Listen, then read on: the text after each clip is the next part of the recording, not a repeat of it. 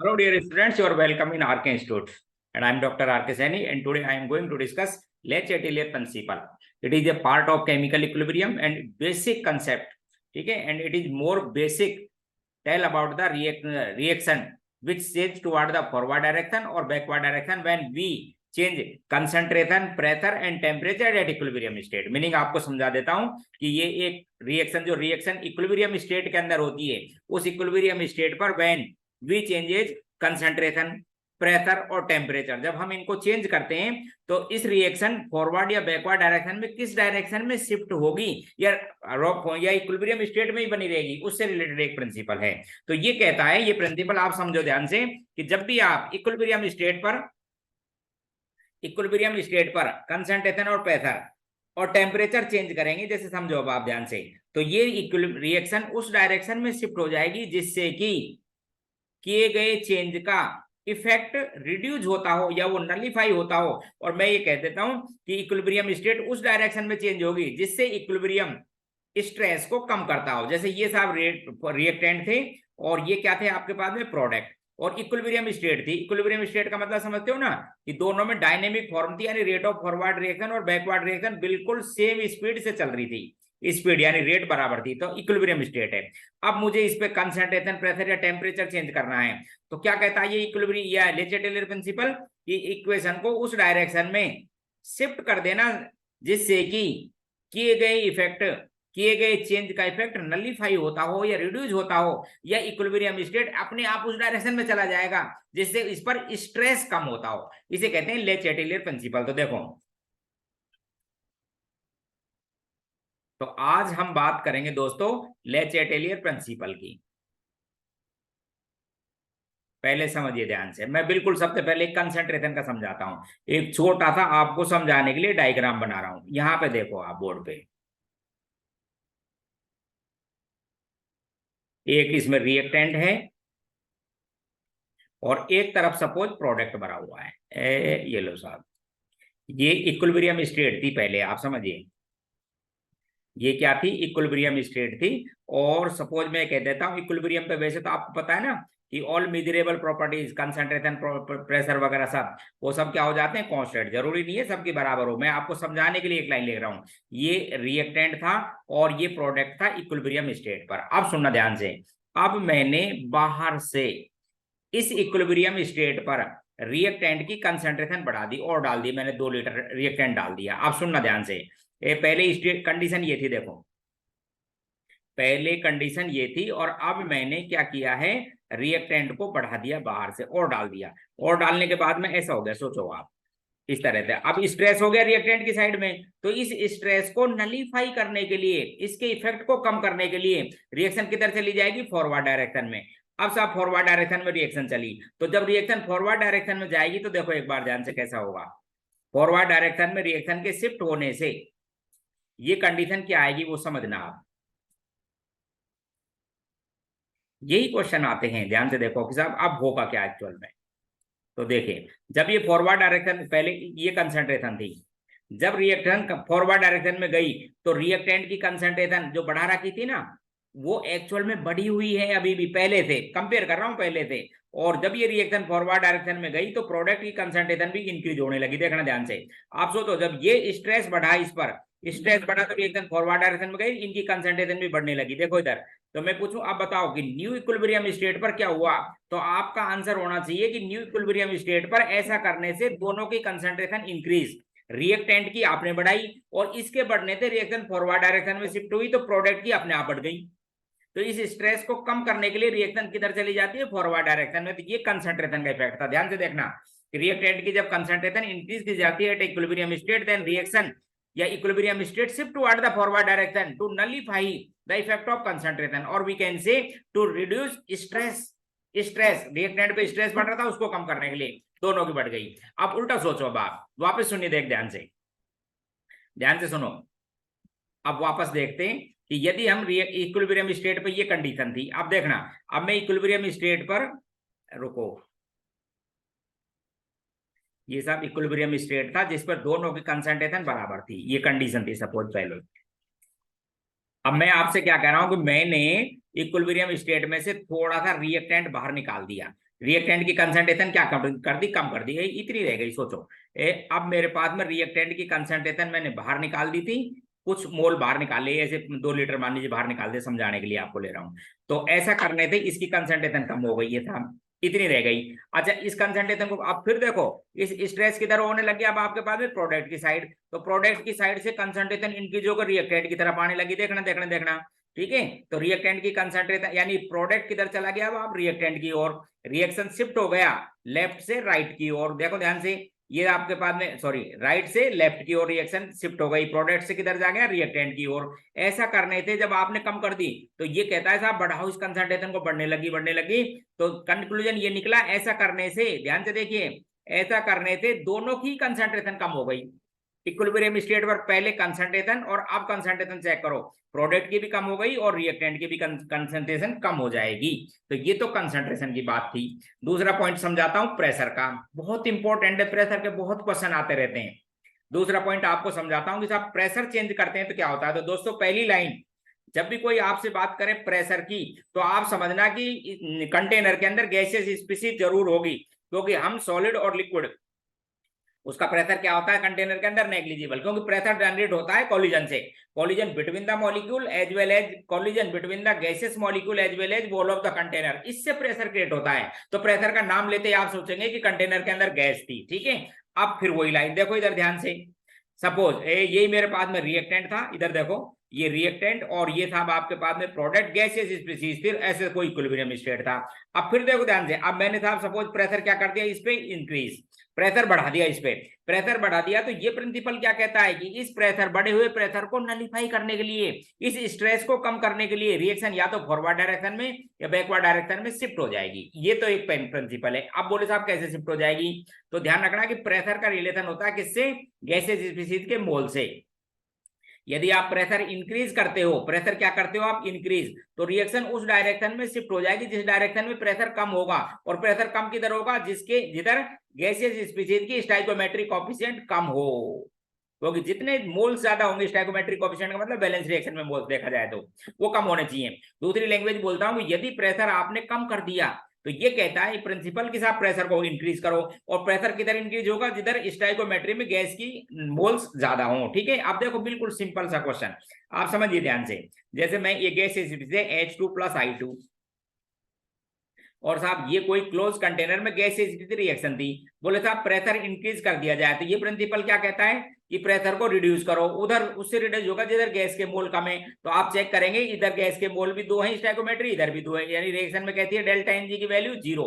तो जब delta Ng 0 हो तो उस पर प्रेशर इंक्रीज करने थे या प्रेशर डिक्रीज करने थे कोई इफेक्ट नहीं पड़ता, रिएक्शन का इक्विलिब्रियम स्टेट ही बनी रहेगी। ये तो इनके लिए। अब एक और रिएक्शन दिखाता हूं आपको, देखो इधर ये बिल्कुल सिंपल एक रिएक्शन और देखो, गैसियस रिएक्शन है, PCl5 डिकम्पोज होता है PCl3 + Cl2 में। ये बेसिक कंसेप्ट ध्यान से देखिए, मैं कहता हूं साहब प्रेशर मैंने इंक्रीज कर दिया, प्रेशर इंक्रीज करने का मतलब है कि आपको रिएक्शन उस डायरेक्शन में शिफ्ट करनी है जिससे प्रेशर कम होता हो, और प्रेशर किधर कम होगा, जिधर गैस की स्टोइकोमेट्रिक कोएफिशिएंट कम हो। तो देखो इधर गैस की स्टोइकोमेट्रिक कोएफिशिएंट कितनी है 2, और इधर गैस की स्टोइकोमेट्रिक कोएफिशिएंट कितनी है 1। तो प्रेशर इंक्रीज करने से प्रेशर को डिक्रीज कौन सी रिएक्शन करेगी, बैकवर्ड, इसलिए रिएक्शन किधर शिफ्ट हो जाएगी, बैकवर्ड डायरेक्शन में। एक और समझाता हूं, देखो ये डेल्टा Ng पॉजिटिव वाला केस था, एक डेल्टा Ng नेगेटिव, जैसे अमोनिया का खूब बार आता रहता है क्वेश्चन, ये साहब हेबर प्रोसेस में अमोनिया बनती है, नाम से ही पूछते हैं इस क्वेश्चन को, ठीक है। अब सपोज फिर मैंने प्रेशर इंक्रीज किया, तो क्या कहता है ये उस डायरेक्शन में जाने दो जो प्रेशर को इंक्रीज करती है। प्रेशर कौन इंक्रीज करेगा, जिधर गैस के नंबर ऑफ मोल्स कम होंगे, वो उधर से प्रेशर क्या हो जाएगा आपके पास में शिफ्ट, यानी प्रेशर को इंक्रीज किया तो प्रेशर को कम करो, कम कौन करेगा, जिधर गैस के स्टोइकोमेट्रिक कोएफिशिएंट कम होंगे उससे प्रेशर कम होता है, प्रेशर का रिलेशन गैस के मोल से।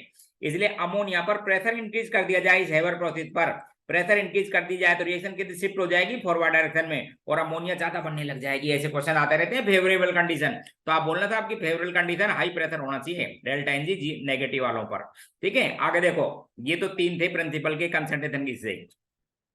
अब एक समझो टेम्परेचर का, एक टेम्परेचर का और सुनो, वो बहुत सी बार आता रहता है, ध्यान से सुनो।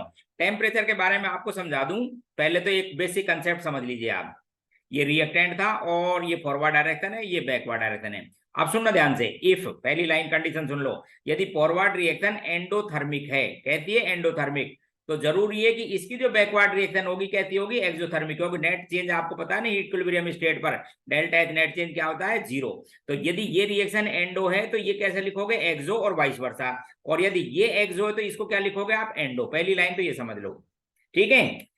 अच्छा, दूसरी बात मैं जो बोल रहा हूं उसको ध्यान से सुनो। यदि हम इक्विलिब्रियम पर टेम्परेचर इंक्रीज कर देते हैं, ध्यान से सुनना, क्या कर देते हैं, टेम्परेचर, तो इक्विलिब्रियम स्टेट उस डायरेक्शन में शिफ्ट होगी जिधर टेम्परेचर कम होता हो। बोले साहब कौन सी रिएक्शन है, तो आप सुनो ध्यान से। एंडो का मतलब है कि हीट को एब्जॉर्ब करती है, हीट एब्जॉर्ब हो जाएगी यदि सिस्टम में तो टेम्परेचर कम हो जाएगा। और एक्सो का मतलब यहाँ पर हीट लिबरेट होती है, और हीट लिबरेट होती है तो टेम्परेचर रेज हो जाएगा, सीधी सी बात है।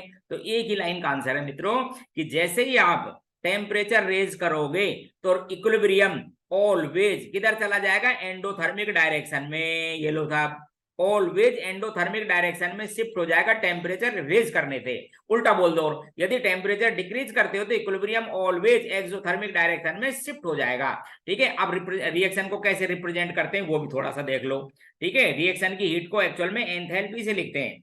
रिएक्शन की जो हीट एनर्जी होती है उसको एंथैल्पी से, जैसे देखो इधर ये रिएक्टेंट और ये कन्वर्ट हो रहा था प्रोडक्ट में, और दो तरीके हैं मेरे पास लिखने के। एक लिख देता हूं क्यू किलो कैलोरी या किलो जूल हीट। ध्यान से देखो, इस रिएक्शन का मतलब है कि जब रिएक्टेंट प्रोडक्ट में कन्वर्ट होता है तो हीट भी बनती है, यानी कैसे एग्जांपल हुआ ये एक्सोथर्मिक डायरेक्शन का। या फिर इसको ऐसे लिख देते हैं कि रिएक्टेंट कन्वर्ट हुआ था प्रोडक्ट में, इसकी जो हीट चेंज है इस रिएक्शन की किस साइन के साथ होगी, नेगेटिव। बाहर निकलने को क्या कहते थे, नेगेटिव। तो यहाँ पर क्यू की वैल्यू क्या लिख दूंगा मैं, negative, negative Q joule. Clear हो गया। तो एक्सोथर्मिक में या तो प्रोडक्ट की तरफ हीट लिखी मिलेगी आपको, या फिर जब रिएक्शन में हीट नहीं लिखी मिली जाए तो एंथैल्पी का साइन देख लेना। नेगेटिव साइन है एक्सोथर्मिक, पॉजिटिव साइन है एंडोथर्मिक, ठीक। ये सब आपके पास में हीट की बात थी, ध्यान रखें बस इनसे। बस ऑलवेज ये ध्यान रखना है कि टेम्परेचर रेज करने से एंडोथर्मिक डायरेक्शन, बस एंडोथर्मिक डायरेक्शन। जैसे मैं अब आपको बताऊं कुछ क्वेश्चन, ठीक है, जिनको आपको वो देंगे नहीं, आपको लर्न करके जाने पड़ते हैं। जैसे समझो आप, जैसे एक हेबर प्रोसेस है, अमोनिया के फॉर्मेशन का इंडस्ट्रियल मेथड है, आपको बता दूं हेबर प्रोसेस। ऐसे रिएक्शनों के बारे में कुछ देते नहीं है, हमको खुद को लर्न करके जाना पड़ता है। एंड गैसेस स्पीसीज है ये, N2H2 रिएक्ट करके क्या बनती है, अमोनिया। ये कैसी रिएक्शन है, एक्सोथर्मिक। इस रिएक्शन की एंथैल्पी किस साइन के साथ है, पॉजिटिव, सॉरी नेगेटिव। एक्सोथर्मिक का मतलब हीट बाहर निकलती है। तो अब जैसे कोई पूछ ले आपसे कि बताइए साहब टेम्परेचर रेज करने से रिएक्शन किधर जाएगी, बोले उधर जाएगी जो टेम्परेचर कम करती हो, तो ये फॉरवर्ड डायरेक्शन का साइन होता है, ध्यान रखना। इसका मतलब ये एक्सोथर्मिक, तो ये कहती रहेगी एंडोथर्मिक। तो टेम्परेचर इंक्रीज करने से रिएक्शन किधर जाएगी, बैकवर्ड डायरेक्शन में। और वीकेंड से अमोनिया का डिकम्पोजिशन स्टार्ट हो जाएगा। और वीकेंड से कि favourable condition for the formation of ammonia is low temperature, कम रखो जिसे फॉरवर्ड डायरेक्शन में चलती रहे। तो एक तो इसको लर्न करना है, कहती है एक्सोथर्मिक। दूसरा और देखो, कॉन्टैक्ट प्रोसेस। इसमें क्या है, एक्चुअल में कॉन्टैक्ट प्रोसेस में H2SO4 बनाया जाता है, जिसमें पहले रिएक्शन कराई जाती है SO2 का ऑक्सीडेशन, SO2 प्लस O2। इसकी रिएक्शन करा के क्या बनते हैं, पहले SO3 बनता है, आपको समझा देता हूं। तो इसका ऑक्सीडेशन एक्सोथर्मिक रिएक्शन है, ये भी ध्यान से देखो। डेल्टा H क्या लिखोगे, नेगेटिव, हीट बाहर निकलती है। उसके जैसा ही एक्सोथर्मिक, यानी SO3 का फॉर्मेशन भी एक्सोथर्मिक है, तो डिकम्पोजिशन कैसा हो जाएगा, एंडोथर्मिक। और समझ लो 4-5 रिएक्शन, ठीक है। इसी तरह से क्या है कि कुछ खास खास रिएक्शन है जो आप याद करके जाना, इंडस्ट्रियल लेवल पे कोई बताता नहीं है उनको। इसी तरह से देखो, एक ज्यादातर जो डिकम्पोजिशन होते हैं ना कंपाउंड के या सोल्ट के, वो कहते होते हैं एंडोथर्मिक, ठीक है। कंपाउंड या सोल्ट ज्यादातर, एक जिसमें बस अमोनिया, सॉरी ना, N2 गैस नहीं बननी चाहिए। N2 गैस के बनने से सोल्ट का डिकम्पोजिशन एक्सोथर्मिक हो जाता है। अदरवाइज मोस्ट ऑफ द कंपाउंडों के डिकम्पोजिशन कहते होते हैं एंडोथर्मिक। जैसे देखो इधर, जैसे ये साहब lime stone, calcium carbonate, equilibrium state ऐसे होती है। तो कैल्शियम ऑक्साइड और क्या बनता है, CO2, कहता प्रोसेस है एंडोथर्मिक। क्या होगी, हीट कैसी आएगी, प्लस साइन के साथ, एंडोथर्मिक, ठीक है। और देखो जैसे इसी तरह से PCl5 डिकम्पोजिशन ही तो है, PCl3 प्लस Cl2 कहता हुआ एंडोथर्मिक। इसी तरह से N2O4 ये डिकम्पोजिशन कहता हुआ एंडोथर्मिक, 2NO2 कहता है ये सभी एंडोथर्मिक। इसी तरह से HI, अब उल्टी रिएक्शन को एक्सोथर्मिक बोल देना। HI का डिकम्पोजिशन कैसा है, एंडोथर्मिक। H2 प्लस किस में कन्वर्ट होता है, I2 में, कैसा लिखोगे आप, एंडोथर्मिक। और उल्टा यदि बोलोगे तो क्या है, ये एक्सोथर्मिक। तो बस आप एक बात ध्यान रखना कि ये रिएक्शन डिकम्पोजिशन जनरली एंडोथर्मिक होती है, बस N2 गैस नहीं बननी चाहिए, क्योंकि N2 गैस के बनने से रिएक्शन कैसी हो जाती है, एक्सोथर्मिक। बाकी अदरवाइज देखो और समझा दूं, जैसे और सुनो, वैसे आप रफली एक ध्यान रखना कि N2 का फॉर्मेशन यदि डिकम्पोजिशन से होता है तो प्रोसेस हाईली एक्सोथर्मिक, क्योंकि N2 क्या है, काफी स्टेबल होती है, और स्टेबल होती है तो इसका मतलब करता है कि उसके फॉर्मेशन में जितनी टेम्परेचर आप देते हो या हीट देते हो उससे कहीं बाहर निकल जाती है। जैसे देखो इधर ध्यान से, जैसे ध्यान से फिर देखो, जैसे ये अमोनियम क्लोराइड है, इसका जब आप डिकम्पोजिशन करते हो तो अमोनिया बनती है और HCl बनता है साहब। कैसी रिएक्शन लिखोगे, एंडोथर्मिक। आप तो ध्यान रखो सॉल्ट के डिकम्पोजिशन एसिड बेस रिएक्शन के प्रोडक्ट है एंडोथर्मिक। अब एक बात ध्यान रखना, जैसे ये है अमोनियम डाइक्रोमेट, एक खास एग्जांपल दे रहा हूं आपको, इस रिडॉक्स डिकम्पोजिशन होता है तो इसमें एक तो N2 गैस बनती है, आपको समझा देता हूं, Cr2O3 बनता है और बाकी वाटर। अब एक बात ध्यान रखें, किसी के भी डिकम्पोजिशन से यदि N2 गैस बनती है तो N2 गैस की बॉन्ड लेंथ भी बहुत ज्यादा होती है, आपको समझा देता हूं, और जितनी एनर्जी देते हो उससे कहीं दूर निकल जाती है। इसलिए N2 गैस का बनना एक डिकम्पोजिशन से कैसा प्रोसेस होता है, एक्सोथर्मिक। अदरवाइज सबको एंडोथर्मिक लिखना, बस ये खास लाइन है। अदरवाइज सभी सॉल्ट के जनरल कंपाउंडों का डिकम्पोजिशन कैसा होता है, एंडोथर्मिक। अमोनियम डाइक्रोमेट का डिकम्पोजिशन कैसा हुआ, एक्सोथर्मिक, इसे N2 की वजह से, क्योंकि N2 की बॉन्ड लेंथ भी बहुत ज्यादा है, इसका मतलब इसका फॉर्मेशन में काफी हीट बाहर निकलती है, देने से भी ज्यादा। तो ये था आपके पास में क्या थी, ले चैटेलर प्रिंसिपल के बेसिक पॉइंट्स।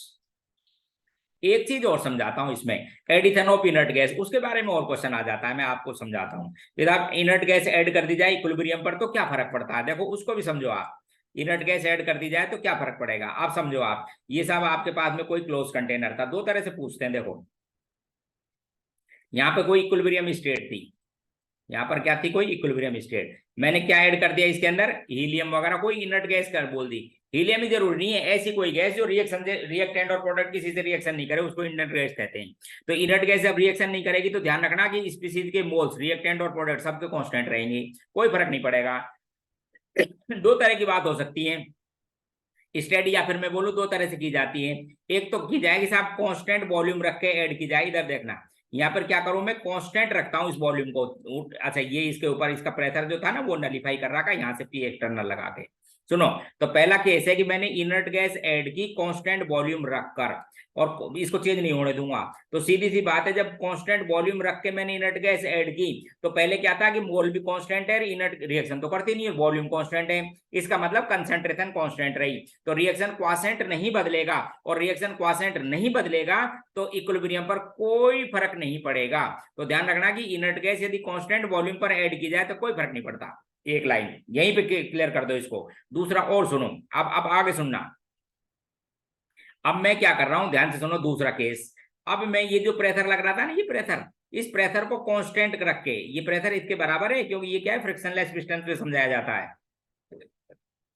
अब मैं क्या करूंगा, प्रेशर को कांस्टेंट रख के इनर्ट गैस ऐड करूंगा, समझना ध्यान से, प्रेशर कांस्टेंट रहना चाहिए, कंडीशन ये। तो सुनिए, जब इनर्ट गैस इस इक्विलिब्रियम स्टेट पर ऐड की जाएगी कांस्टेंट प्रेशर रख के, तो ध्यान से सुनना, इसमें जो स्पीसीज हैं उनका प्रेशर कम हो जाएगा, नहीं तो कांस्टेंट कैसे बना रहेगा। तो जब मैं कांस्टेंट प्रेशर रखकर किसी इक्विलिब्रियम स्टेट पर इनर्ट गैस ऐड करता हूं तो मिक्सर में पहले से जो गैसियस स्पीसीज प्रेजेंस हैं उनका प्रेशर क्या हो जाएगा, कम। बस यहीं पे हो गया क्वेश्चन। और ले चैटेलर प्रिंसिपल ये कहता है कि प्रेशर को बढ़ाओ और प्रेशर को नलीफाई कर, जो कम होता है ना उसके इफेक्ट को, स्ट्रेस बढ़ रहा है, कम हो रहा है, उसको इंक्रीज करने के लिए रिएक्शन को उस डायरेक्शन में चला दो जिधर गैस के मोल ज्यादा हो, बस खत्म। इनर्ट गैस कांस्टेंट प्रेशर पर ऐड की तो अंदर जो प्रेशर था स्पीसीज का क्या हो गया, कम। इसलिए ये प्रिंसिपल क्या कहता है कि उस डायरेक्शन में चलने देना जिधर गैस के मोल ज्यादा हों। जैसे देखो इधर ध्यान से N2 + O2, इधर देखो तीन एग्जांपल फिर समझाता हूं।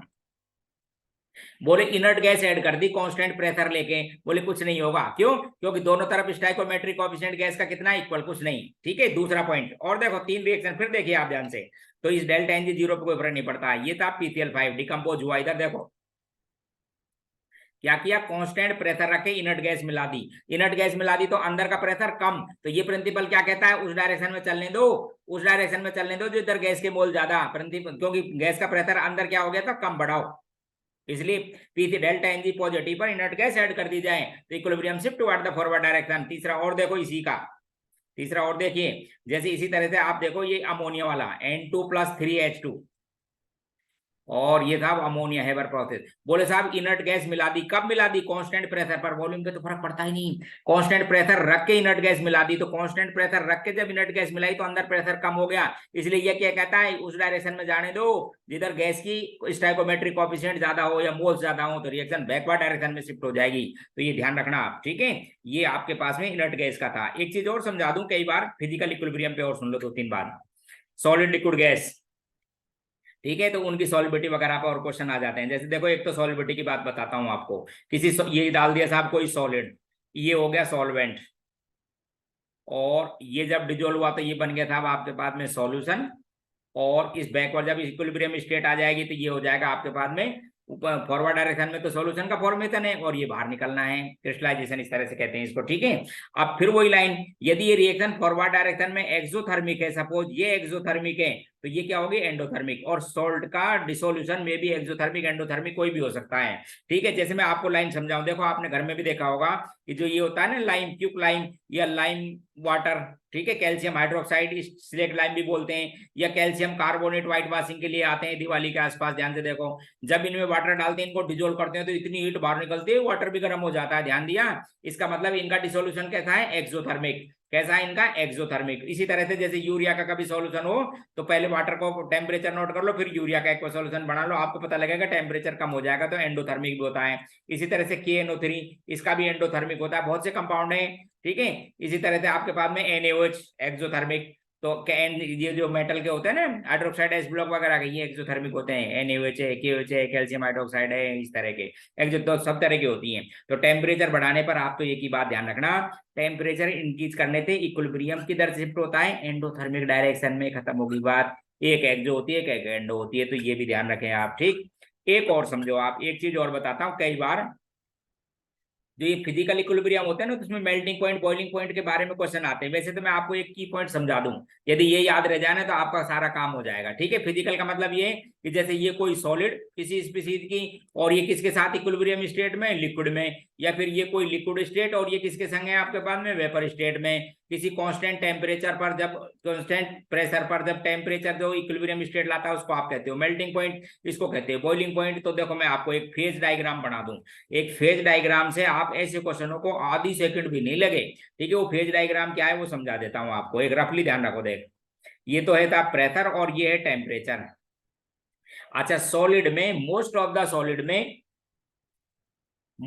सॉलिड में उनके वॉल्यूम उनकी लिक्विड स्टेट से कम होते हैं, और गैस के ज्यादा होते हैं, ये सब दुनिया में ज्यादातर में। तो मोस्ट ऑफ द केसेस में तो ये डायग्राम ऐसे बनते हैं, देखो इधर मोस्ट ऑफ द में ये कौन सी स्टेट है, सॉलिड। ये कौन सी है साहब, लिक्विड, हालांकि थर्मोडायनेमिक्स में बताते हैं इसको, और ये है गैस। अच्छा, मोस्ट ऑफ यानी मोस्ट कॉमन, तो ये लाइन बनानी है। एक आइस वाटर का थोड़ा अलग बनता है, क्योंकि आपको ध्यान होना चाहिए कि आइस का वॉल्यूम, सॉलिड फॉर्म है वाटर की, आइस का वॉल्यूम लिक्विड वाटर से ज्यादा होता है, इसलिए वहां पर ऐसा कुछ बनता है। देखो इधर इस तरह से ये रहेगी सॉलिड, ये रहेगा लिक्विड, और ये रहेंगी आपके पास में गैसियस फॉर्म या वेपर स्टेट। ये आइस वाटर के लिए ध्यान रखना, ये पानी के लिए सिस्टम है, ये प्रेशर है और टेम्परेचर है, ये ठीक है। अच्छा, जहां पर तीनों स्टेट में डायनेमिक फॉर्म होता है, जैसे ये सॉलिड लिक्विड में भी है, यहाँ पर लिक्विड गैस में भी है, और ये सॉलिड गैस में भी है, इस पॉइंट को कहते हैं ट्रिपल पॉइंट। क्या कहते हैं इसको आप, ट्रिपल पॉइंट। इधर देखो, इसको कहते हैं ट्रिपल पॉइंट, ठीक। अब मैं आपको समझाता हूं, देखो इसी स्टेट में बताओ क्या किसके बीच इक्विलिब्रियम है, ये सॉलिड और गैस।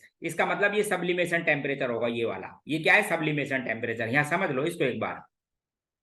अब ये देखो, ये तो पर्टिकुलरली हुआ प्रेशर कांस्टेंट है, उस पर इस टेम्परेचर, इसको क्या कहते हैं आप, सब्लिमेशन टेम्परेचर, सॉलिड और लिक्विड के लिए, सॉलिड और गैस के लिए। फिर ठीक उसी तरह से ये कोई सॉलिड है, ठीक है, ये इस प्रेशर की बात कर रहा हूं P डैश की, और ये कोरस्पॉन्डिंग टेम्परेचर है, ये T डैश है, ध्यान से देखो। तो इस कांस्टेंट प्रेशर पर जब सॉलिड और लिक्विड के बीच में इक्विलिब्रियम स्टेट होती हो, तो उस टेम्परेचर को क्या कहते हैं अपन, मेल्टिंग पॉइंट। ध्यान से देखिए, और ठीक उसी तरह से यहाँ पर देखो, ये था अब आपके पास में कोई किसी प्रेशर पर, लो इस किसी प्रेशर पर, थोड़ा सा बना दिया, किसी प्रेशर पर जब सॉलिड, ये साहब आपके पास में लिक्विड, और ये कौन सी है, गैस, के बीच में इक्विलिब्रियम स्टेट हो, तो इसे क्या कहते हैं अपन, बॉइलिंग पॉइंट। और कोरस्पॉन्डिंग टेम्परेचर को कहते हैं, प्रेशर को कहते हैं स्टैंडर्ड कंडीशन में स्टैंडर्ड टेम्परेचर कह देंगे बॉइलिंग पॉइंट, और बाकी नॉर्मल में ATM में लिया जाता है तो नॉर्मल बॉइलिंग पॉइंट वगैरह कहते हैं, ठीक है।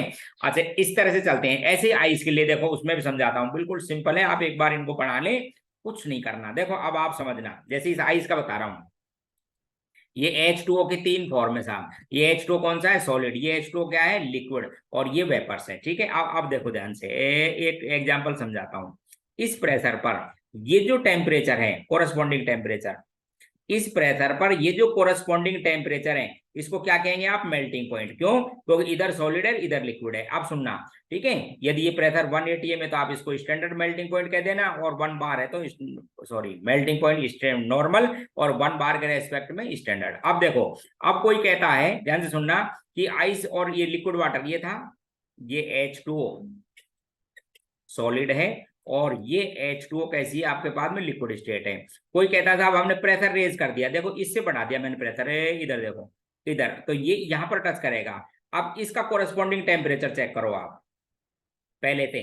तो प्रेशर इंक्रीज करने से, ध्यान से देखो, सॉलिड और लिक्विड वाटर सिस्टम पर प्रेशर इंक्रीज करने से मेल्टिंग पॉइंट कम हो जाता है। देखो ध्यान से, ये टेम्परेचर इंक्रीज हो रहा था, प्रेशर कम करने से आइस वाटर लिक्विड सिस्टम पर प्रेशर बढ़ाने थे, प्रेशर को क्या कर दिया मैंने? इंक्रीज। प्रेशर इंक्रीज करने से मेल्टिंग पॉइंट क्या हो गया? कम। ठीक है, इसी तरह से मैं कहता हूं प्रेशर को कम कर देता हूं। इधर देखो, ये प्रेशर स्टैंडर्ड था, इससे मैंने क्या कर दिया? कम। तो अब ये आपके पास में इस जगह इक्विलिब्रियम स्टेट आएगी। तो मैं क्या बोल देता हूं कि प्रेशर को कम करने से, सॉलिड और लिक्विड की बात कर रहा हूं मैं, सॉलिड लिक्विड, प्रेशर कम करने से मेल्टिंग पॉइंट क्या हो जाता है? बढ़ जाता है। पहले थे, इसको चेक करो, इससे इंक्रीज होता है। ऐसे बॉइलिंग पॉइंट को कर लो, देखो पहले बॉइलिंग पॉइंट था ये, ठीक है, इस समय ये आपके पास में कोई स्टैंडर्ड प्रेशर था, ये बॉइलिंग पॉइंट था। अब मैं बोलता हूँ साहब मैंने प्रेशर को इंक्रीज कर दिया, यहाँ हो गया, तो मैं बोलता हूँ अब टेम्परेचर बोले बढ़ गया। तो प्रेशर इंक्रीज करने से लिक्विड वाटर का बॉइलिंग पॉइंट बढ़ जाता है। देखो बॉइलिंग पॉइंट बढ़ जाता है, रीड करके देख लिया करो, तो बिल्कुल सिंपल है, फेज डायग्राम बना लिया करो। क्लियर हो गया? तो ये आपके पास में ले चैटेलर प्रिंसिपल के कुछ बेसिक कंसेप्ट थे। अब मैंने आपको कुछ क्वेश्चन इसमें डाले हैं, आप उनको करें, और मैं आपको दिखा देता हूं क्वेश्चनों को, एक एक को मैं एक्सप्लेन कर देता हूं, खुद करना पहले। देखो क्वेश्चन नंबर फर्स्ट आते हैं अब इस पे, सभी इस पर बेस्ड है, ले चैटेलर प्रिंसिपल आज के question, most of the question. लो साहब, क्वेश्चन नंबर आप फर्स्ट पे आइए, ये रहा क्वेश्चन फर्स्ट।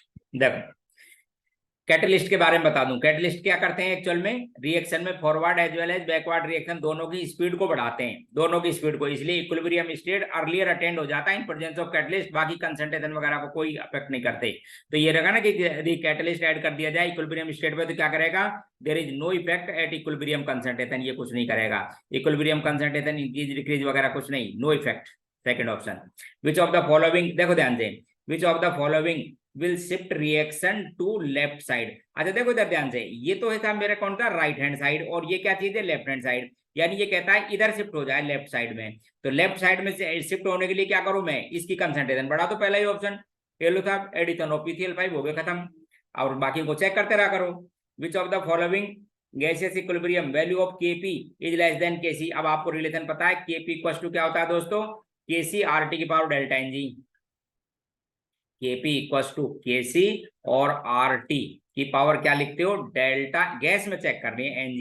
ये कहता है कि साहब Kp की वैल्यू क्या हो जाए? लेस हो जाए Kc से, तो Kc इसका मतलब Kc बड़ा होना चाहिए। अच्छा Kc बड़ा होगा जब डेल्टा Ng की वैल्यू क्या होनी चाहिए? नेगेटिव, क्योंकि नेगेटिव का मतलब मैं इसको ऐसे लिख सकता हूँ, फिर देखो यदि नेगेटिव वैल्यू है तो यहाँ पर RT वो पॉजिटिव आ जाएगी डेल्टा Ng, इसका मतलब Kc बड़ा था और Kp क्या है आपके पास में? कम। तो इसी को देख लो, जिसमें डेल्टा Ng नेगेटिव हो उसकी वैल्यू ज्यादा हो जाएगी, उसमें Kc ज्यादा रहता है Kp से। क्वेश्चन 3। क्वेश्चन नेक्स्ट दिखाता हूं आपको, क्वेश्चन नंबर 4। देखो बिल्कुल सिंपल, फॉलोइंग इक्विलिब्रियम, इसको थोड़ा समझना है। एक साइमल्टेनियस इक्विलिब्रियम, साइमल्टेनियस समझते हो ना, कि टू और more reversible reaction carried out in same container, at least one species must be common. जैसे एक तो PCl3 टूट रहा था PCl3 और Cl2 में, दोनों एक ही कंटेनर में, समझना, और CO प्लस Cl2 ये रिएक्शन करके बना रहे थे फॉस्फेन COCl2। अब क्या क्वेश्चन है? थोड़ा सा इसके अंदर क्या ऐड कर दिया है साहब? निकिल। अब देखना ध्यान से, थोड़ा सा क्या कर दिया? निकिल। उसने क्या बना दिया? NiCO4। तो निकिल को जब इसके अंदर ऐड किया तो कार्बन मोनोऑक्साइड से रिएक्शन हुई और एक कॉम्प्लेक्स स्पीसीज बन गई NiCO4, ऐसे कहता है ये। अच्छा जब ये कॉम्प्लेक्स स्पीसीज बनी तो इसका मतलब CO की कंसंट्रेशन कम हो गई, वे तो इसमें चली गई, तो रिएक्शन किधर चली गई? बैकवर्ड डायरेक्शन में। बैकवर्ड डायरेक्शन में क्लोरीन की कंसंट्रेशन ज्यादा हो गई, और जब क्लोरीन की कंसंट्रेशन ज्यादा हो गई तो ये रिएक्शन भी किधर चली गई? बैकवर्ड डायरेक्शन में। ऐसे लिखो, दोनों को एक ही कंटेनर है, साइमल्टेनियस लिखा हुआ है। तो देखो PCl3 कंसंट्रेशन विल इंक्रीज, नहीं क्या हो जाएगी? डिक्रीज। ये लो साहब, ये लीजिए क्वेश्चन में इफ कंडीशन है, if higher yield of the product obtained increase pressure, pressure increase करने का मतलब डेल्टा एनजी क्या रखना था, नेगेटिव। ध्यान रखो डेल्टा एनजी क्या रखना है, नेगेटिव। यानी ए और बी को प्रोडक्ट को रखो, स्टोइकोमेट्री रखो ज्यादा और सी और डी को रखो कम। और क्या कहते हैं, and decrease in temperature, decrease in temperature का मतलब एक्सोथर्मिक रखो, अभी थोड़ी देर बाद बताइए, तो थर्ड ऑप्शन। ठीक है, क्वेश्चन नंबर नेक्स्ट देखो। इस तरह से मैंने 10-15 क्वेश्चन आपको दिखाए हैं, देखो एक बार। ये क्वेश्चन रहा आपके पास में 4। क्वेश्चन 5 दिखाता हूं।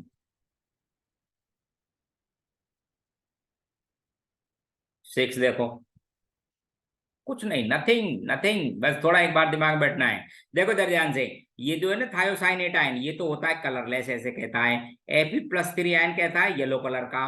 और ये जो बना हुआ है इसके साथ में ये कॉम्प्लेक्स कैसा है, रेड कलर का। ये टेस्ट भी आपको बता दूंगा, आयरन का टेस्ट किया जाता है, ब्लड रेड कलरेशन आता है। ठीक, अब ये कहता है कि addition of thiocyanate ion to the equilibrium state will make, यानी ये मिला दिया, सीधी सी बात है, जब रिएक्टेंट मिला दिया तो अभी आपको पता नहीं रिएक्शन किधर चलेगी, फॉरवर्ड डायरेक्शन में। फॉरवर्ड डायरेक्शन में जाने पर रेड कलर और क्या हो गया, और इंटेंस हो गया येलो साहब, तो solution will be more red, खत्म बात, इतना ही, और कुछ नहीं है इनमें।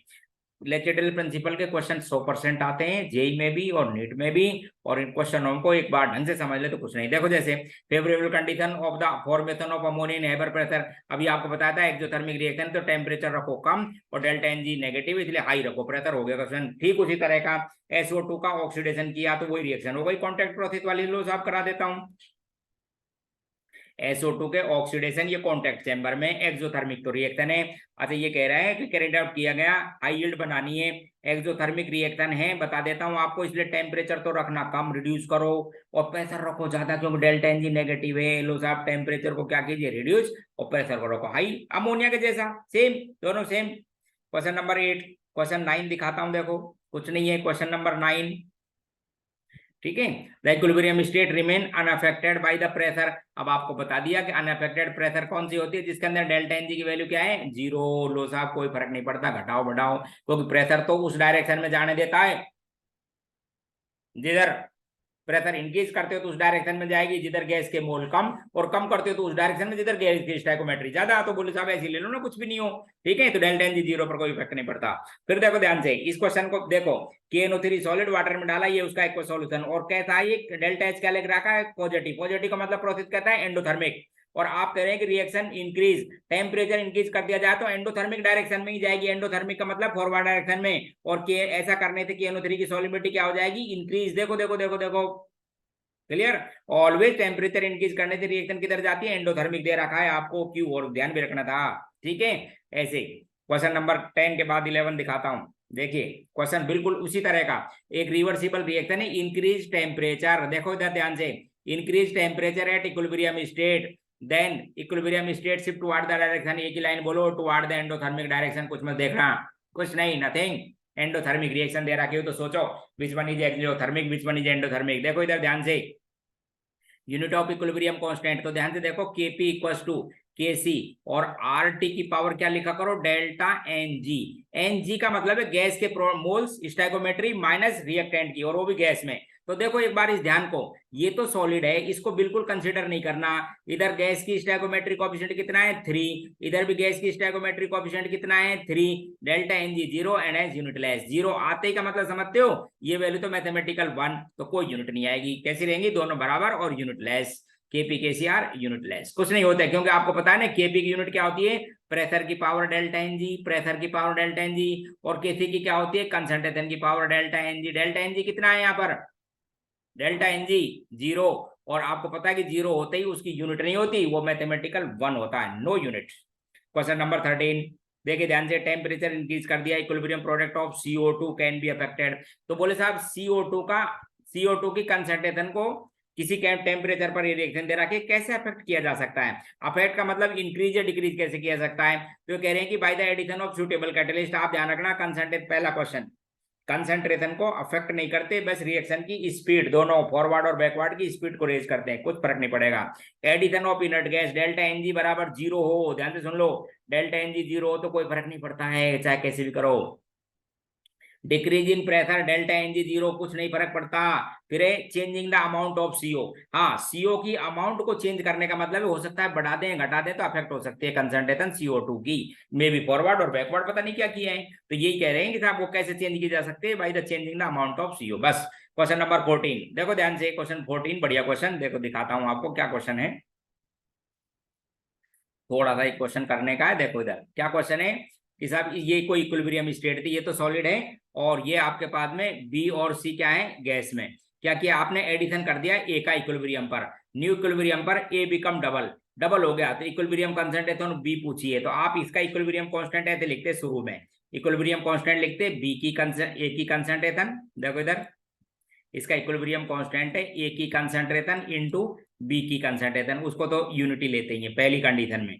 अब क्या किया इन्होंने, अब क्या किया ए की कंसंट्रेशन को कर दिया डबल, तो इक्विलिब्रियम पे बी की पूछी है तो इसको कर दिया, अच्छा इक्विलिब्रियम कांस्टेंट तो रहेगा केसी तो रहेगा कांस्टेंट जो इसके बराबर था ए और बी।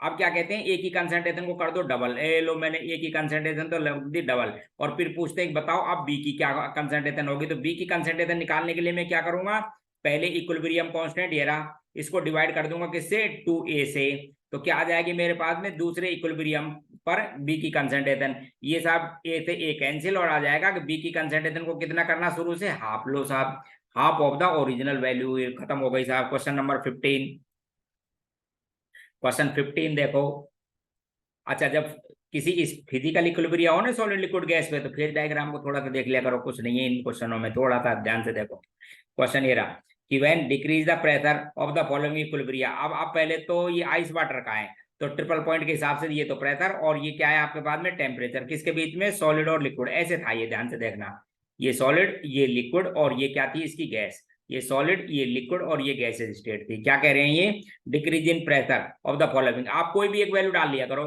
लो मैं डाल देता हूँ, ये इक्विलिब्रियम था इसका, ठीक है। उन्होंने क्या किया था, प्रेशर को क्या कर दिया डिक्रीज, व्हेन प्रेशर डिक्रीज, तो प्रेशर पहले इतना था ना, अब मैंने इतना कर दिया, देखो इधर इस प्रेशर को इतना करने थे, ये तो टेम्परेचर हो जाएगा, तो अब मैं पूछूंगा साहब बताओ प्रेशर जब मैं कम करूंगा तो क्या होगा, देखो इधर फॉर्मेशन ऑफ मोर आइस, देखो इधर ध्यान से, बिल्कुल जब प्रेशर कम कर दूंगा ना, इसमें यहीं पे बात करता मैं, इसी टेम्परेचर पर यदि बात करता तो बोले साहब आइस ज्यादा बनती, देखो इधर फॉर्मेशन ऑफ मोर आइस, इधर बिल्कुल सही।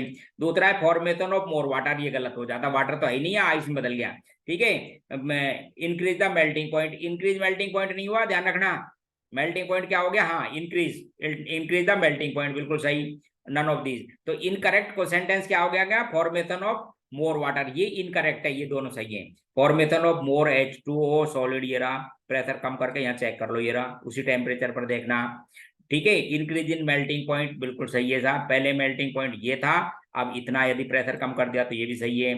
फॉर्मेशन ऑफ मोर H2 ये गलत है क्योंकि आइस ज्यादा बनी है, तो इनकरेक्ट पूछा है आपसे, क्वेश्चन नंबर 15 था। 16 दिखाता हूं, देखो क्वेश्चन नंबर 16 देखिए, ये सभी लेचेटिव प्रिंसिपल से संबंधित क्वेश्चन है, देखो हाँ, विच of the following gases reaction favour at low pressure, pressure क्या करना है आपको कम रखना है। अब जैसे डेल्टा एनजी पे तो कोई फर्क ही नहीं पड़ता, इसको काट दो, इसको काट दो, दो बढ़िए, डेल्टा एनजी नेगेटिव, यहाँ बढ़ाओगे प्रेशर तो आपको पता है फॉरवर्ड डायरेक्शन में चली जाएगी, और ये कहता है फेवर होती है लो डायरेक्शन में, इसलिए मतलब डेल्टा एनजी क्या रखना, पॉजिटिव वाली रिएक्शन को चेक कर दो, खत्म हो गया। क्वेश्चन है कि गिवन द रिएक्शन क्वासेंट है, अब रिएक्शन क्वासेंट को आप ध्यान रखना ठीक उसी तरह से फाइंड किया जाता है जैसे कि आप इक्विलिब्रियम कांस्टेंट को फाइंड करते हो, कभी भी कर सकते हो, जैसे ये NOCl उसकी पावर 2 और यहाँ पे लिखते हैं NO की कंसंट्रेशन की पावर 2 और Cl2 की। अब देखो क्या क्या दे रखी है, NO की कंसंट्रेशन दे रखी है 0, अब इनकी कुछ भी हो, अब किसी की कंसंट्रेशन 0 है, यहाँ पर कितनी भी लिख लो आप तो वैल्यू कितनी आ जाएगी इनफाइनाइट, और जब आपको पता है ना रिएक्शन क्वासेंट की वैल्यू इक्विलिब्रियम कांस्टेंट से ज्यादा आ जाती है तो रिएक्शन किधर हट जाती है, बैकवर्ड डायरेक्शन में, रिएक्शन क्वासेंट की वैल्यू है ये, ध्यान रखें आप। तो NO की कंसंट्रेशन ये, ठीक है, इसकी कंसंट्रेशन 0 थी। Question number 18, which of the following reaction almost goes completion, फिर वही लाइन ध्यान से कि ऑलमोस्ट कंप्लीशन का मतलब लगभग पूरी हो गई, वो लगभग पूरी होने का मतलब है समझो पहले कि रिएक्टेंट मिक्सचर में बहुत कम है, और ऐसे लिखते हैं रिएक्शन क्वासेंट भी, प्रोडक्ट अपॉन रिएक्टेंट, ये क्वासेंट होता है। वो कह रहा है कि रिएक्शन ऑलमोस्ट कंप्लीशन कब होगी, तो उसके लिए आपको वैल्यू देखो इक्विलिब्रियम कांस्टेंट की दोनों बराबर होते हैं, इसका मतलब है कि जो प्रोडक्ट की कंसंट्रेशन है, प्रोडक्ट उसकी कंसंट्रेशन क्या है, बहुत हाई, और उस समय रिएक्शन लगभग कंप्लीट हो जाएगी। तो आप हाई वैल्यू चेक कर लो, ये लो साहब। जब आपके पास में इक्विलिब्रियम कांस्टेंट पर ये दोनों बराबर होते हैं, पहली लाइन ध्यान रखना आप, ठीक है। और जब केसी की वैल्यू बहुत ज्यादा है तो आप सोचेंगे प्रोडक्ट की वैल्यू ज्यादा, रिएक्शन कंप्लीटली हो जाएगी या मेनली कंप्लीट हो जाएगी प्रोडक्ट की तरफ, ठीक है। क्वेश्चन 19 बिल्कुल ठीक इसी के जैसा, देखो क्वेश्चन 19 में भी ऐसा ही कुछ है, क्या है, विच ऑफ द फॉलोइंग, देखो ध्यान से, which of the following reaction should proceed hardly, hardly का मतलब समझते हो, बड़ी मुश्किल से होती होगी, बड़ी मुश्किल का मतलब है रिएक्टेंट ही होता होगा, इसलिए रिएक्शन का जो इक्विलिब्रियम कांस्टेंट है उसको क्या रखो, बहुत कम। आपको बताऊं एनसीईआरटी की बुक में एक डेटा दे रखा है, इक्विलिब्रियम कांस्टेंट की वैल्यू 10 की पावर 3 और मोर, तो रिएक्शन फॉरवर्ड डायरेक्शन में mainly reactant are completely nearly complete into the change into the product, और ये वैल्यू 10 की पावर -3 या इससे कम, तो इसका मतलब है हार्डली, यानी मिक्सर के अंदर इक्विलिब्रियम मिक्सर में मेनली क्या रहेंगे, रिएक्टेंट। तो ये ऐसी वैल्यू को थोड़ा ध्यान रखा करो। क्वेश्चन नंबर देखो 20 क्वेश्चन है। अच्छा देखो, अब आप एक तो इसका आपको इक्विलिब्रियम कांस्टेंट दे रखा है ये रहा, और इसके रिएक्शन में वेसल में इस टेम्परेचर पर इतने इतने मोल लिए, और बस आपको डायरेक्शन बतानी है। तो आप फिर ध्यान रखना कि ये रिएक्शन क्वासेंट है, रिएक्शन क्वासेंट को भी ठीक उसी तरह से कैलकुलेट किया जाता है जैसे आप इक्विलिब्रियम कांस्टेंट को करते हो, लेकिन इसको आप कभी भी कर सकते हो, product upon reactant with same stoichiometry जैसे। अब देखो ध्यान से, तो इस रिएक्शन का रिएक्शन क्वासेंट लिख के दिखाता हूं आपको, ये रिएक्शन ये रही, देखो इस रिएक्शन का रिएक्शन क्वासेंट है कार्बन डाई सल्फाइड की कंसंट्रेशन इनटू H2 की कंसंट्रेशन की पावर लगाना 4 अपॉन मीथेन की कंसंट्रेशन अपॉन H2S की कंसंट्रेशन की पावर लिखना 2, ठीक है। और फिर इसे कंपेयर करके देखना, यदि ये वैल्यू कम आती है ज्यादा, तो देखो मीथेन की 10 लीटर तो वेसल है, मीथेन की कंसंट्रेशन कितनी दे रखी है, 2 मोल, तो मीथेन के लिखता हूँ साहब मैं आपको, पहले कार्बन डाइसल्फाइड की देख लो, कार्बन डाइसल्फाइड के कितने मोल है, 3 मोल्स, तो और वॉल्यूम कंटेनर का 10 लीटर, तो 0.3 कंसंट्रेशन हो गई। H2 की देख लो, H2 की कितने लिख रखे 4 मोल, वॉल्यूम कितना है आपके पास में, वही 10 लीटर, तो इसकी हो गई 0.4, उसका करो आप 4। नीचे नीचे लिखिए मीथेन की कितने 2 मोल है 10 लीटर में, तो इसकी कंसंट्रेशन हो गई 0.2।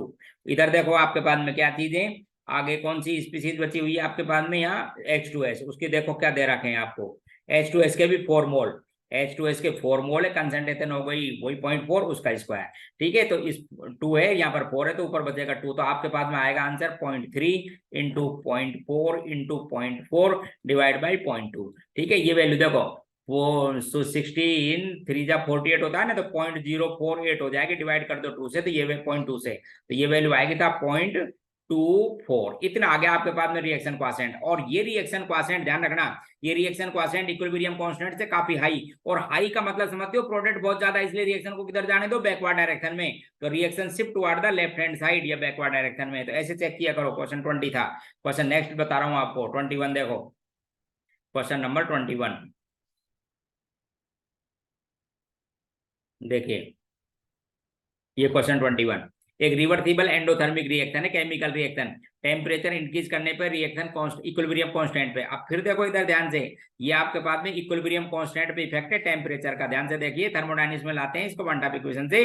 तो इक्विलिब्रियम कांस्टेंट है टेम्परेचर T2 पर, और इक्विलिब्रियम कांस्टेंट है टेम्परेचर T1 पर, रिलेशन ये है डेल्टा H, यानी एंथैल्पी ऑफ रिएक्शन अपॉन ये कांस्टेंट है, और 1/T1 - 1/T2। आप क्वेश्चन समझो आप ध्यान से, कैसी रिएक्शन है, एक एंडोथर्मिक, एंडोथर्मिक का मतलब ये वैल्यू है साहब आपके पास में पॉजिटिव में, आपने क्या कर दिया टेम्परेचर को इंक्रीज, तो इसको देखो मैं ऐसे लिख सकता हूँ T2 - T1/T1 T2।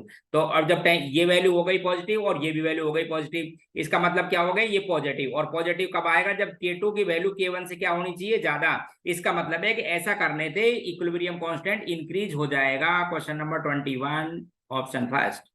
Question number 22 देखो, बढ़िया क्वेश्चन, क्वेश्चन 22 देखिए, बढ़िया क्वेश्चन है। एक रिएक्शन दे रखी है आपको, इसका इक्विलिब्रियम कांस्टेंट Kc कितना है 4, हाउ पूछा है, in this reaction 1 mole each of acetic acid and ethanol के लिए हीट किया तो है एसिड के कैटलिस्ट के प्रेजेंस में, तो इक्विलिब्रियम कब अटेंड होगा, तो मैं लिख देता हूँ इसको, देखो इधर यही लिख देता हूँ, ये तो इधर देखो कुछ नहीं किया, ये तो एसिटिक एसिड ये लिख दिया जैसे लिखा हुआ है, ये था इथाइल एल्कोहल, क्या बन गया आपके पास में, एक तो एस्टर इथाइल एसीटेट बना रखा है, और एक वाटर। क्या कह रखा है आपसे क्वेश्चन के, शुरू में एक एक मोल लिया, इसका डिकम्पोज हुआ x, तो ये हो गया था 1 - x, ये भी हो गया 1 - x, इसका फॉर्मेशन भी एक्स और इसका फॉर्मेशन भी एक्स। इक्विलिब्रियम कांस्टेंट केसी लिखोगे आप एक्स अपॉन 1 माइनस एक्स, इनका स्क्वायर कर देता हूँ होल स्क्वायर, ये भी एक्स ये भी एक्स सर ये। और इक्विलिब्रियम कांस्टेंट कितना दे रखा है आपको 4, इस होल स्क्वायर को हटाऊंगा तो इसका ले लेता हूं मैं रूट। लो साहब सोल्व हो गया। तो 4 का रूट तो हो गया साहब 2, 2 equals to x upon 1 minus x, थोड़ा क्रॉस मल्टीप्लाई करके सोल्व कर लिया करो। तो 2 minus 2x equals to x and hence 2 equals to 3x एंड हेंस x इक्वल्स टू कितना हो जाएगा 2/3। यही पूछा है आपसे। क्या पूछा है पता है? इक्विलिब्रियम पर कब अटेंड होगा? तो 2/3 मोल्स ऑफ इथाइल एसीटेट का फॉर्मेशन होगा जब अटेंड हो जाएगा, फोर्थ ऑप्शन। क्वेश्चन नंबर 23 देखो, एक बढ़िया क्वेश्चन है, छोटा सा है, थोड़ी मैथमेटिकल अप्रोच टाइप का, बाकी वैसे कुछ नहीं। इन क्वेश्चन में देखो एक रिलेशन होता है केपी और केसी में, पूछ रहे साहब बताओ किस रिएक्शन के लिए। इधर देखो मैं लिखता हूँ इसको, देखो आप जो लिखते हो वो दिखाता हूँ। केपी इक्वल्स टू केसी और आर टी की पावर क्या लिखते हैं हम? Delta N G. इस इक्वेशन को मैं थोड़ा सा ऐसे लिख सकता हूं, किसी को दिक्कत हो तो बताना। KP upon KC equals to R T की पावर डेल्टा एन जी लिख सकता हूं। इसको मैं एल एन के टर्म में लिख रहा हूं देखो L N K P upon K C L N के टर्म में इक्वल्स टू, आगे डेल्टा एन जी को आगे लिया delta N G L N R T. इसको मैं ऐसे लिख देता हूं कि L N K P upon K C, देखो एक बार ध्यान से, minus delta N G L N R T equals to 0। बस ये रिलेशन है, वो लॉग की फॉर्म लिख रखा है 2.303 लगा लेते दोनों तरफ, ठीक। बोले साहब ये होना चाहिए इक्वल्स टू 0। अब आप देखो यहाँ पर क्या वैल्यू लिखी जाए जिससे ये साइन पॉजिटिव आ जाए। तो बोले साहब डेल्टा एन जी की वैल्यू आप -1 लिख दो। डेल्टा एन जी की वैल्यू क्या लिख दो? -1। क्या आ जाएगा ये? प्लस। तो ऐसी कोई रिएक्शन चेक करो जिसमें डेल्टा एन जी कितना हो? -1। ये री देखो यहाँ पर डेल्टा एन जी क्या था? प्लस में नहीं माइनस में, यहाँ -2 है, ये रो। ये आपके पास में रिएक्शन थी साहब, ठीक है। क्वेश्चन 23 तो थोड़ा लिखा करो इनको परिणाम। क्वेश्चन नेक्स्ट समझा रहा हूँ 24 देखो, बिल्कुल सिंपल क्वेश्चन, वही रिएक्शन कांस्टेंट चेक करना। रिएक्शन दे रहा है कि इक्विलिब्रियम पर कंस्टेंट रहते हैं सीधा, तो इक्विलिब्रियम कांस्टेंट निकाल के देख लेते हैं। सबकी 0.1 लेनी है एवरी स्पीसीज की। तो पहले की बता रहा हूं देखो, पहले की इक्विलिब्रियम कांस्टेंट आएगा, इसकी कंसंट्रेशन भी 0.01 सॉरी, इसकी भी कितनी दे रहा है? सबकी 0.01 लेनी है और इसकी भी लिख रहा है 0.01। तो इसका इक्विलिब्रियम कांस्टेंट फर्स्ट रिएक्शन का आ गया 0.01। लो साहब पहली का। दूसरी में भी लिखते हैं, इनकी कंसंट्रेशन भी कितनी है? 0.01, इसकी भी कितनी है? 0.01 और नीचे एच आई की भी कितनी लिखनी है? 0.01 उसका स्क्वायर। तो इसका इक्विलिब्रियम कांस्टेंट कितना आ जाएगा? 1, यानी इससे ज्यादा आया सेकंड का। अच्छा थर्ड का भी कर लेते हैं, उधर कितना लिखेंगे? 0.01। अमोनिया की पावर 2 करनी है 0.01 अपॉन N2 की कंसंट्रेशन कितनी लिखनी था? 0.01 और H2 की कितनी लिखनी है? 0.01 का क्यूब। तो ये वैल्यू पता है कितनी आ गई? 100। अब क्या कंक्लूजन निकला कि फर्स्ट के कंपैरिजन में सेकंड ज्यादा हुई, सेकंड के कंपैरिजन में थर्ड, क्योंकि इक्विलिब्रियम कांस्टेंट की वैल्यू जितनी ज्यादा, सोचो इक्विलिब्रियम कांस्टेंट की वैल्यू जितनी ज्यादा, reaction easily change toward the product side. यानी आप ऐसे बोल सकते हैं कि mainly product present in the reaction mixture. तो यही पूछा है कि बताओ रिएक्शन कौन सी ज्यादा होगी या किस एक्सटेंड में होगी। तो फर्स्ट से ज्यादा सेकंड, सेकंड से ज्यादा थर्ड, आंसर ये। Question number next, equilibrium constant दे रखा है आपको इस रिएक्शन का केसी और आपसे पूछा है इस रिएक्शन का, तो एक रिलेशन लाया करो इन दोनों में, ठीक है। जब स्पीसीज सेम हो तो आप दूसरी रिएक्शन का इक्विलिब्रियम कांस्टेंट फाइंड कर सकते हो एक रिलेशन लाके। मैं इनमें रिलेशन ड्रॉ कर देता हूं, उससे आपका क्वेश्चन हो जाएगा सोल्व। देखो इक्वेशन फर्स्ट का इक्विलिब्रियम कांस्टेंट लिखता हूं, इस वाली का देखो, इसका इक्विलिब्रियम कांस्टेंट है था SO2 की कंसंट्रेशन इनटू O2 की कंसंट्रेशन की पावर हाफ, स्टैगमेट लगा दिया करो, अपॉन SO3 की कंसंट्रेशन, इसका एक है। अब आपसे जो पूछा है ना उसकी सुनो, उसका क्या लिखोगे इक्विलिब्रियम? इसको 2 लिख देता हूं। 2 इक्वल्स टू क्या लिखोगे? SO2 की SO3 है सॉरी SO3 उसकी कंसंट्रेशन की पावर 2 क्या लिखोगे? SO2 की कंसंट्रेशन की पावर 2 और क्या लिखोगे? O2 की कंसंट्रेशन की पावर 1। अब आपको क्या करना है? इस रिएक्शन और इसमें रिलेशन लाना है। ये फर्स्ट है, ध्यान रखना इक्विलिब्रियम कांस्टेंट ये फर्स्ट है और ये मैंने क्या लिख दिया? सेकंड। तो मैं आप समझना यहाँ पर SO3 का है ऊपर, तो मैं क्या करता हूँ इस इक्वेशन देखो, इस इक्विलिब्रियम कांस्टेंट 2 के लिए पहले तो इसको 1 अपॉन करता हूं, 1 अपॉन करो इक्विलिब्रियम कांस्टेंट 1 को और इस 1 का करो स्क्वायर, 1 अपॉन भी करो जिससे ये ऊपर जाए और फिर स्क्वायर करना, ये इनमें रिलेशन है, ठीक है। अब आपसे पूछा है कि इस रिएक्शन का दूसरी वाली को बताना है आपको, ये तो कुछ नहीं करना है आपको, 1 अपॉन इसका इक्विलिब्रियम कांस्टेंट लिखिए, कितना दे रखा था आपको? इसका इक्विलिब्रियम कांस्टेंट है 4 इंटू 10 की पावर कितना दे रखा था? -2। यहाँ पे रखो, उसका स्क्वायर करो और 1 अपॉन डिवाइड कर लो, आंसर आ जाएगा आपका बाद में ये वाला, चेक कर लेना एक बार। तो रिलेशन लाके क्या करो, क्वेश्चन था ये 25, क्वेश्चन नेक्स्ट समझा रहा हूँ 26। देखो कुछ नहीं है अब इनमें, एक बढ़िया क्वेश्चन भी वैसे 25 26। देखो एक रिएक्शन दे रखी है आपको, इसका KP found to be equals to be KC. बोले साहब हमने जब इसकी मालूम की तो इसका केपी किसके बराबर मिला हमको, केसी के। बोले बताओ कब होगा ये, when this is attend when temperature. तो देखो इस रिएक्शन को देखो, केपी इक्वल्स टू होता है साहब केसी और आर टी की पावर डेल्टा एन जी। यहाँ पर डेल्टा एन जी पता है कितना है, 1। आर टी की पावर कितने, 1। इन्होंने कहा कि साहब बताइए किस टेम्परेचर पर इस रिएक्शन का केपी किसके बराबर मिलना चाहिए, केसी के। तो मैं इसको ऐसे लिख देता हूं, और जब ये बराबर, ये लो साहब मैं टेम्परेचर मालूम कर लेता हूं, ये दोनों बराबर है तो इसका मतलब 1 हो गया। तो 1 इक्वल टू क्या हो गया आपके पास में, आर टी। 1 इक्वल टू क्या हो गया, आर टी। और 1 अपॉन आर की वैल्यू क्या हो जाएगी, टी के बराबर। सोल्व कर लो। आर की वैल्यू को थोड़ा ध्यान रखा करो, यूनिवर्सल कांस्टेंट है, यूनिवर्सल कांस्टेंट इसलिए देंगे नहीं। तो ये इस टेम्परेचर पर ये काम हो जाएगा, सोल्व कर लेना, इसकी वैल्यू आ जाएगी 12.1 समथिंग। Question next 27। एक कोई रिएक्शन है, टेम्परेचर इसका टेम्परेचर पर केसी दे रखा है, इससे पूछा कि वॉल्यूम क्या लिया जाए इसमें। देखो जिससे दोनों की इक्विलिब्रियम, सबकी कंसंट्रेशन कितनी हो जाए, 0.2 समझ लो। ये रिएक्शन है, एट गिवन टेम्परेचर केसी इतना, when what must be volume of flask in mixture then 2 moles each of A B C exist in equilibrium. तो इसका केसी लिख के देख लेते हैं। देखो केसी इक्वल टू, इस रिएक्शन का क्या लिखेंगे, सी की कंसंट्रेशन की पावर 2 अपॉन ए की कंसंट्रेशन की पावर 3 और बी की कंसंट्रेशन की पावर 1। लो साहब इक्विलिब्रियम कांस्टेंट कितना बोल रहे हैं वो, 3 9 लिख दिया मैंने भी। सी की कंसंट्रेशन क्या दे रखी है, 2, सबकी 2 बतानी है, तो 2 अपॉन वी का स्क्वायर, समझ गए। नीचे लिखिए साहब ए की कंसंट्रेशन कितनी ली जाए, कंसंट्रेशन कितने मोल है, 2, और वॉल्यूम पूछा है आपसे, क्या करना आप इसका पावर कितनी कर देना, 3। ए का स्टैकोमेट्रिक कोएफिशिएंट 3 है, ध्यान रखना। अपॉन नीचे लिखे था बी की कंसंट्रेशन कितनी, वही 2 अपॉन वी, वो पावर 1। देखो तो कुछ नहीं किया मैंने, तो देखो एक बार ध्यान से, ये पावर 2 है ना, तो ये पावर 2 इससे कैंसिल कर देता हूं, नीचे बच जाएगा 4। तो लिख रहा हूं 9 इक्वल, ऊपर बच जाएंगे आपके पास में वी स्क्वायर, और नीचे क्या हो गया था 4। चेक कर लो एक बार, क्योंकि 2 की पावर 2 था ना, और यहाँ पर 2 की पावर देखा जाए तो 4 है, इधर देख लो 2 की पावर 4, तो नीचे क्या बच जाएगा 2 की पावर 2 का मतलब 4, और वी स्क्वायर ऊपर, क्योंकि वी 4 बचा हुआ है, नीचे वी 2 है। तो इसको लिख सकता हूँ 9 4 36 इक्वल टू वी स्क्वायर। और वी यदि मुझे चाहिए, वी मुझे यदि चाहिए तो मैं क्या करता हूँ, इसका रूट ले लो था, ले लो। इस वी चाहिए तो क्या कर लो आप, इसका रूट, तो आपके पास में 6 लीटर होना चाहिए। Question number 28। देखो क्वेश्चन 28 को, बिल्कुल सिंपल और एलिमेंट्री।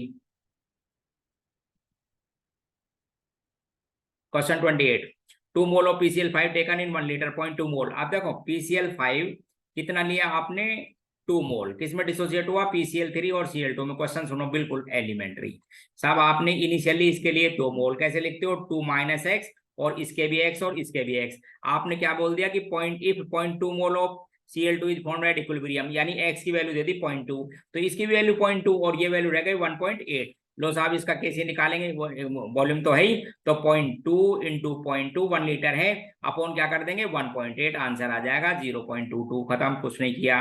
इसी तरह से इसमें भी देखो K1 K3 एक रिलेशनशिप लेकर आओ, K1 की वैल्यू दे रहा है, ये K2 आ जाएगा। इधर देखो कुछ नहीं है इस रिएक्शन में, जैसे इसका मैं बोलता हूँ K1 क्या है, K1 क्या चीज है, NO की पावर 2 अपॉन N2 की कंसंट्रेशन इंटू O2 की कंसंट्रेशन, ये फर्स्ट था। अब ऐसे ही सेकंड का ले लो, सेकंड में क्या लिखोगे, NO की कंसंट्रेशन अपॉन N2 की कंसंट्रेशन की पावर हाफ, और क्या लिखोगे O2 की कंसंट्रेशन की पावर हाफ। अब मैं पूछता हूँ कि फर्स्ट और सेकंड में क्या रिलेशन है, बोले साहब इक्विलिब्रियम कांस्टेंट फर्स्ट, और सेकंड में रिलेशन है equilibrium first equals to equilibrium constant second. Second को क्या करो आप, स्क्वायर कर दो, इसके बराबर आ जाएगा। देखो इधर इसको स्क्वायर कर दीजिए। अब आपको फर्स्ट की वैल्यू दे रखा है 36, सेकंड की पूछिए तो क्या करो, इसका रूट ले लो साहब, सेकंड आ गया।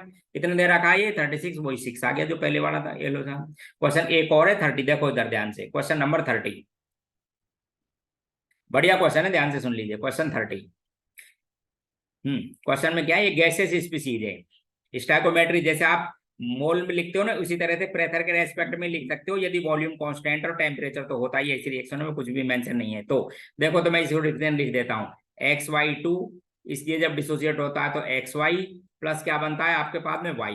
देखो इधर ध्यान से, इनिशियल प्रेशर ऑफ XY2 दे रखा है 600, ठीक है, इक्विलिब्रियम पर। फिर बता देता हूँ पीवी इक्वल टू क्या होता है, एनआरटी। इस क्वेश्चन में लिख रखा है वॉल्यूम में कांस्टेंट, इसका मतलब प्रेशर डायरेक्टली प्रोपोर्शनल है मोल के। तो जैसे मोल लिखते हो ऐसे ये लिख सकते हो प्रेशर को। तो 600 माइनस पी, और इसको भी लिख देंगे पी, और इसको भी लिख देंगे पी।